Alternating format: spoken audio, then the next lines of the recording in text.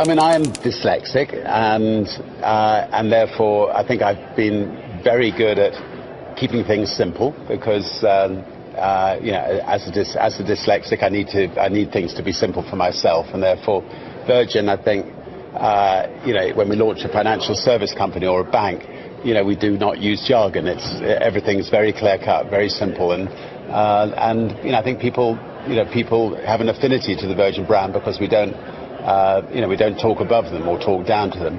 I mean, I think a lot of people do not have the courage to try to start a business, and all I would say, I mean, I've written a book called "Screw It, Just Do It," and it basically is trying to say to people, just give it a try. Actually, sometimes a very, very small amount of money is all that's needed to start a company. I mean, my mother found a bracelet on the street and she handed it into the police station, and after 3 months the police let her sell it, and you know, the couple of $100 was, you know, really critical at a critical time in the development of our business. So all I say, just give it a go, and good luck on that one. I think the most important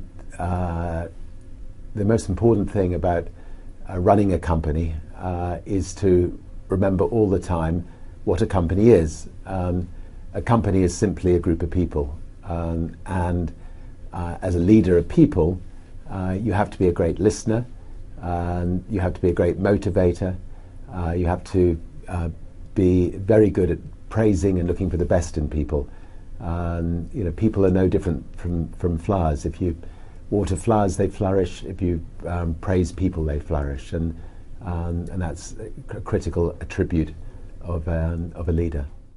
You know, there's a very thin dividing line between success and failure when you start a business from scratch. And you know, if you don't have enough money to pay the bills, you go the wrong side of that dividing line. And if you can somehow get enough money to pay the bills, you stay the right side of that dividing line. You know, I've always been running faster than perhaps I should, and I've had great difficulty saying no to things, so keep on taking on new things. And we've just managed to stay the right side of the dividing line over the last 50 years in business. But equally, in those early days, when you're starting a business without any financial backing, it's easy to slip the wrong side. And in fact, you know, most entrepreneurs do slip the wrong side. And the important thing is then just to, you know, pick yourself up. And you know, start again, and if it doesn't work at that time, keep going until you do succeed, and not to give up. I think the next stage is is to be a great delegator, and not try to do everything yourself. Try to find people who are better than you all the time. Try to find people who are better than you to put you out of business effectively. So you know, whatever you're spending all your day doing, try to find someone who's better than you to do that, to replace you at it, so that you know, you can go off and, you know, think about the next big picture. You know, an entrepreneur is not a manager. I mean, an entrepreneur is somebody who is great at conceiving ideas, starting ideas, building ideas, but then handing over to really good managers to manage the businesses. You know, the moment you've got more than one business, you can't be hands-on doing everything.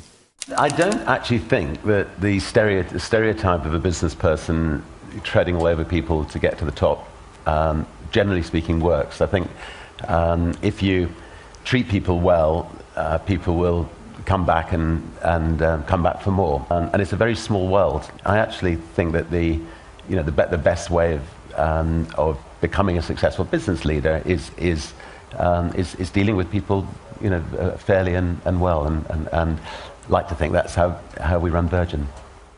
I love learning.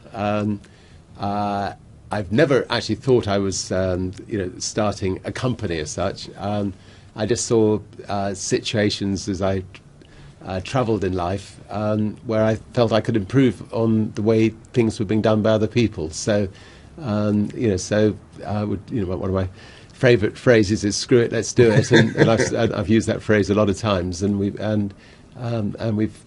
just love going in and trying to shake up industries and doing it better than it's been done before.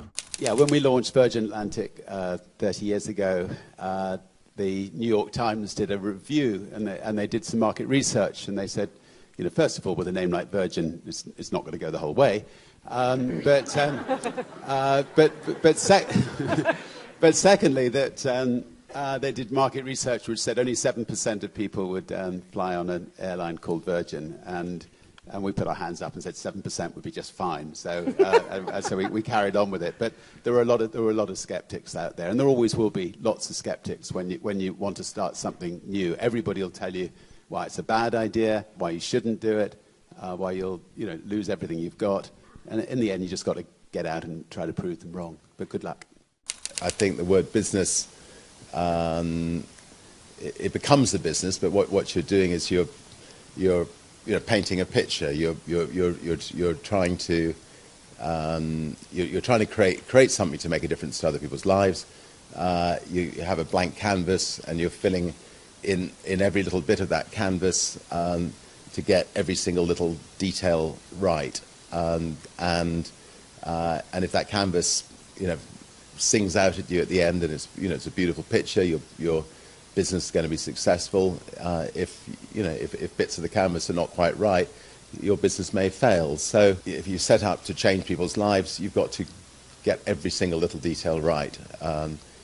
You've got to make sure that the people that you're working with 100% believe in what you're trying to do, and you've got to make sure that what you're trying to do is worthwhile spending your time on, and at the end of the day, you want to be sure that that the people's lives you've affected, you've really you've affected them and benefited them, and if you get all that right, hopefully you'll be able to pay the bills at the end of the year. I would say the overarching and key thing that really binds the group together is the idea of not just playing the game, but changing it for good.